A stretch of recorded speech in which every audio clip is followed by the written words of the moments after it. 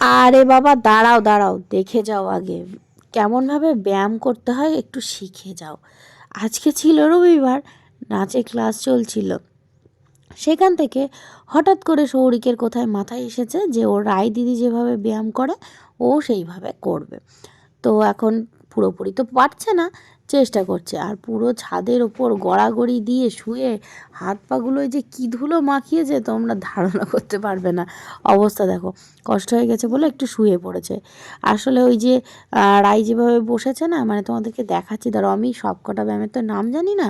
তো যাই হোক, ওই যে দুদিকে পা দিয়ে যেটাভাবে বসে ওরমভাবেও বসার চেষ্টা করছে। ওই দেখো রাই যেভাবে বসেছে ওইভাবেও বসার চেষ্টা করছে, তো পারছে না। সে উল্টে পাল্টে কত কী যে করছে। আবার এই যে কী নাকি ডন দেওয়া শিখেছে রাইয়ের কাছ থেকে, তো আবার ডন দিচ্ছে। তাহলে মানে তোমরা ভেবে দেখো, মানে কোন লেভেলের বডি বিল্ডারও হবে। কত রকমের ব্যায়াম যে রাইয়ের কাছ থেকে শিখেছে তার কোনো মানে ঠিক ঠিকানা নেই। আর পুরো মানে অরিজিনাল সাউন্ডটা তোমাদেরকে শোনাতে পারছিলাম না, কারণ একটু গান চলছিল বলে। তো মানে এত হাসি ঠাট্টা হচ্ছিল না এইগুলোকে নিয়ে, মানে আমাদের হাসতে হাসতে পুরো পেট ব্যথা।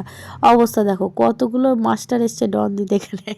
মানে সত্যি কথা, মানে আমি যদি অরিজিনাল সাউন্ড তোমাদের শোনাতে পারতাম বুঝতে পারতে। আর এই যে ডিগবাজি খাওয়ার চেষ্টা করছিল, মানে ওই যে রাই করে না কাঠবিল করে, ও ওটা করার চেষ্টা করছে। হ্যাঁ, কোনো রকমে তো পারছে তো না, তো এমন করছে মানে হাসতে হাসতে আমাদের পেট ব্যথা হয়ে যাবে। এটা ও একদম সব সময়ের জন্য করতে থাকে। করে আর বলে কি আমার রাই দিদি করে আমিও করব। দাঁড়াও দাঁড়াও, শুধু সৌরিক না, সৌরিকের সাথে আরও অনেকে আছে। সৌরিক তো মানে ওই কাঠবিল করার চেষ্টা করলে এই দেখো পরীর কাণ্ডটা দেখো তোমরা।